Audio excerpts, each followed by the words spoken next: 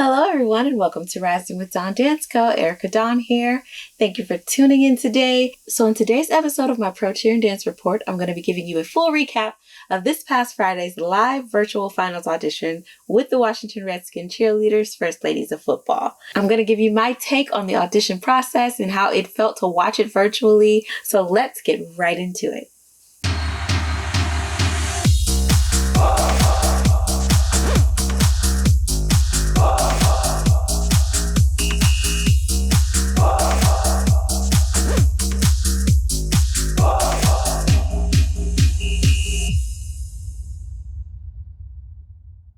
Okay, so anyone in the pro cheer and dance world, you may have known or you may not have known that this past Friday, May 29th, 2020, the Washington Redskins Cheerleaders, First Ladies of Football, held their final auditions virtually on Facebook. It was a great show. It was so entertaining, and I'm here to give you a full recap of everything that you may have missed. First and foremost, I'd like to take a moment to thank the Washington Redskins Cheerleaders for deciding to host this virtually and share with all of us to be able to see. Everyone has their things, there's sports fans out there who love football, basketball, auditions. This is our Super Bowl. So I was so excited to be able to take part, sit in my living room, and be able to watch a full audition process take place right before my eyes. It was a great show. It was a great thing to see. I'm going to give you my take on all of my opinions on everything that happened throughout the audition. So there's a lot more aspects that come involved when you're doing things virtually and broadcasting to a national audience. So I broke down a few different things that I want to talk about as far as how I felt the audition process went. So the audition was hosted by Janine Samuels, who is the CEO and president of Sideline Prep. Sideline Prep is an organization that helps pro cheer and dance hopefuls get ready and get geared up for their auditions. So I would definitely recommend you checking her out. Their YouTube channel, you can get all types of tips on makeup, on costuming, on dance styles, NFL style, NBA style. It's a really, really great platform to go to for those tips that you will need in order to be able to be prepared to audition for any team professionally, whether it be for the NFL, the NBA, semi-pro teams, even the MLB has teams. So you want to make sure that you are prepared in every way, and Sideline Prep is a very good way to get prepared. I will leave some links in the description below so that you can check them out and follow them as well. Okay, so again, it was hosted by Janine. She did a great job. It was flawless throughout the entire audition. She didn't flub. She didn't miss a beat at all. She was on point the whole time. She didn't mess up any names. She didn't skip over anyone. She did a really great job hosting. So good job, Janine, on that. Overall, I think that it ran so professionally and so flawlessly. It definitely set the tone for other teams. Now, they are the first and only so far to host a virtual finals audition. So this obviously is a brand new thing. It's not something that has happened before. I will say, I don't want to say it's never happened, but in the NFL, but in the NBA, I know the Miami Heat has done in the past where they have actually done it virtually, but there were still people there in the building watching the audition, but they still put it online so that you can watch the audition process online. So that has happened in the NBA world. I'm not sure if that has ever happened in the NFL world before, but again, this was a complete virtual experience. So we didn't have a situation where we're watching the dancers dance individually on Zoom. So that's what was different about that. But I will say overall, as far as setting the tone, if there are any other teams out there that are planning on doing virtual auditions, you definitely have a goal to attain, because they definitely set the bar high and they did not come to play and they did that thing. So that's all I would have to say about that. So first I'm going to talk about the production. So everything was very clear and crisp. The audio was good. We didn't have any Teddy Riley moments, if you guys know what I'm talking about. But it was really, really good. Like, there were no audio issues. All of the intros came in clearly. Everyone came on camera on time. If it was delayed, it wasn't delayed by any more than maybe a few seconds. But the audio, everyone had their audio on point. I don't know if they gave them pointers beforehand to make sure that they had all of their audio and everything set and ready to go. If they ran a test, if they did a practice run, I'm not sure. But I know that they had a lot of finalists. I believe there were over 50 or 60 finalists, and there was not one person whose audio was off or messed up during their intros. Everyone was so articulate and knew how to speak so eloquently about why they wanted to be a part of the team. So kudos to all that auditioned. You did a really good job with presenting yourself. If I had to choose who was going to be on the team just based on their intros, it would have been the hardest decision ever because everyone just introduced themselves so flawlessly and so graciously. So good job to you all. Of course, when it came down to them dancing, it was still 4 or 5 people on the screen at a time. So it did get a little pixelated as you're trying to watch everyone dance to the same song. And it was a little off. Of course, everyone's audio is not going to be the same matched up when you're trying to do that. I'm thinking or wondering or hoping that maybe they reviewed each video individually, which I'm sure they probably did, prior to putting it out there virtually for everyone to see on a screen on a grid. So I'm assuming they probably watched everyone's video and probably kind of had an inkling or made their own decisions prior to it going virtual, because that's really the only way that they would be able to clearly see the skill of the person that is performing on camera. But for the most part, it was pretty good. I would say that a lot of the cameras were pretty far away. So sometimes when the girls would be dancing, you could barely see them. Some were closer up to their camera, some were a little bit further back. It was kind of hard to see lines and extensions and, all of that aspect of looking at someone's dance skill or performance skill. It was kind of hard to see facial expressions because they were so far away back from the camera. So again, it's no fault to the situation that we're in, of course, but it was still very entertaining to be able to see them dance and perform together. So I really did like that. It probably would have taken a century if we would have had to watch every video of every girl dance on her own. All right, so next I'm going to talk about the entertainment value of it all.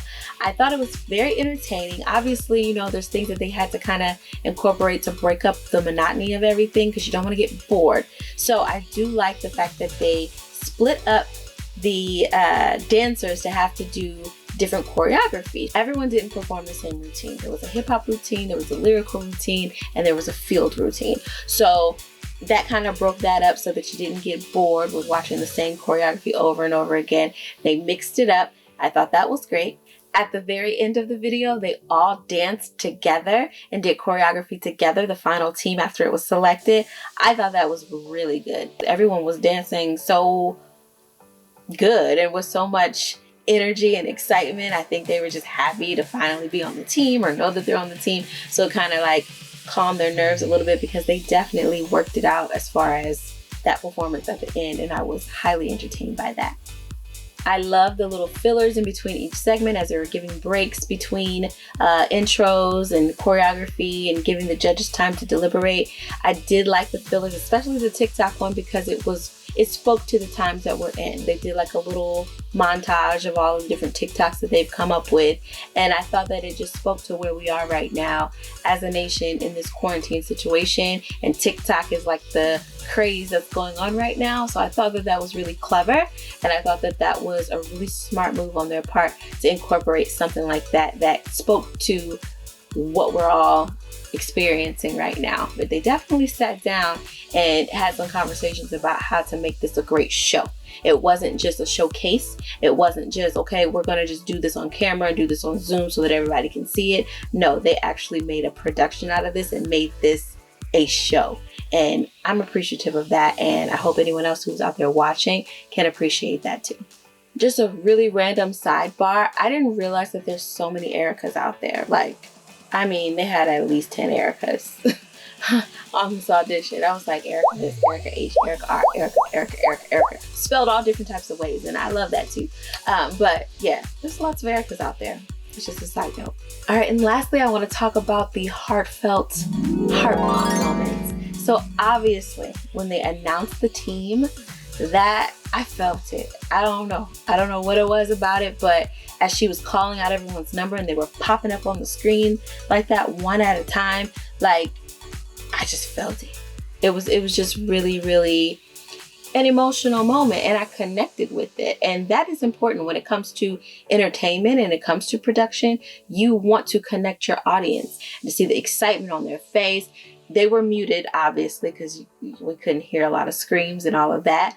but to see their reactions to other numbers being called, to see the support amongst all of the cheerleaders, and to see how happy they were to hear other names being called and other numbers being called, especially rookies, because I'm sure a lot of these rookies have reached out to veterans and people who are already on the team for advice and for guidance along this journey. So for them to be able to see someone come back onto the team or come to the team who has auditioned multiple times, it was really great to see. You could see their reactions, and it was genuine love and sisterhood amongst the girls. And I thought that that was really great. Again, I already spoke about it, but them dancing at the end together, I thought that that was really good. And I could also feel that here in my heart to see them all dance as a team. Like, you really felt, like I said, they were dancing so much more in sync with one another because I feel like they could feel it too. So that definitely pulled at my heartstrings a little bit. When they took the photo at the end, Janine mentioned how it's always a tradition at the end of auditions for them to take photos, and the fact that they were all able to take a Zoom photo together and switch up their poses, I thought that that was super cute and super good and a great memory for them to have. And the comments were flooded with so much love and support from their family, their friends, people who just may have tuned in just to watch. I know I shared the live, so there were people coming in from my Facebook page that were watching the live. So it was just so much support, even more so than someone who may tune in or show up to an audition normally on a normal basis. I feel like they had a great crowd virtually and so much support. The last part that really touched me here was when I think her name was Jackie. She was named captain, and this will be her first year as a captain. So congratulations to you, Jackie. If you're watching this video, I don't know if you will, but congratulations to you. Again, you could see the excitement and the genuine shock on her face and how happy she was. They spoke about how she auditioned multiple times for the team before she finally made it. And this is her first year as a captain going into the 2021 season. And it just spoke to, again, the point that do not give up. Always go after the dream. They had a former captain, Erica, who was on there also and spoke about how she auditioned for 8 teams before she ever made a professional team. And she was captain, of course, of the First Ladies of Football. So you never know. Don't ever stop going after your goal, after your dream. Just keep working for it. Don't get discouraged. Obviously, come on, we're going to keep it real. You're going to be discouraged if you don't make a team. That's obvious. But don't let the fact that you didn't make it one time or you didn't make it for this particular team discourage you from thinking that you can make it for another team, or discourage you from trying out again next year. You never know what that reason was that you didn't make it that particular time. Never stop and keep going after your goals. So that's all I have to say about that. So yes, again, overall, I thought that it was really great. I enjoyed it. Thank you guys for entertaining me. I'm sure that others were entertained who were just sitting at home looking for something that we can relate to watch, or, you know, have something personal that really resonates with us pro dancers, pro cheerleaders out there. So thank you again for that. And I really, really hope 2 things. I hope that the teams that have not scheduled an audition yet or have not made a decision do make a decision to go forward and move on with auditions. And I also hope that they go virtual and they show us the process. That would be really, really nice to be able to see all these teams come about from the comfort of our living rooms. And again, who knows what's going to happen when the NBA season starts. I don't know. I'm hearing talks about NBA starting back up in July, but I don't know what that means for dancers. I don't know. But we'll see what happens. But, you know, I'm an NBA girl, so I'm definitely going to be looking forward to anything virtual that will be happening as far as NBA dance auditions are concerned. So keep it going. And yeah, that's all I have about the recap of the Washington Redskins Cheerleaders auditions. So again, thank you all so much for tuning in. Again, don't leave this channel without subscribing. Please hit the subscribe button, hit the notification bell so that you can be notified whenever I upload a new video, coming to you with pro cheer and dance reports and news, as well as virtual dance classes. I am going to be uploading some sideline classes coming very soon, as well as some NBA style dance classes that I'm also going to be posting very soon as well. I'm trying to come up with a clever name for what I should call it. So you guys out there got any suggestions on what I could call that segment? hit me up and let me know. But other than that, it's all coming very soon to you, and I hope that you stay tuned to this channel. Don't forget to follow on Instagram at Rising with Dawn Dance Co, on Facebook at Rising with Dawn Dance Co or Erica Dawn Dance Choreography, and here on YouTube, Rising with Dawn Dance Co. So again, thank you all so much for tuning in. I will see you on the next video. Bye. Congratulations again to the 2020 Washington Redskins Cheerleaders. Love you guys.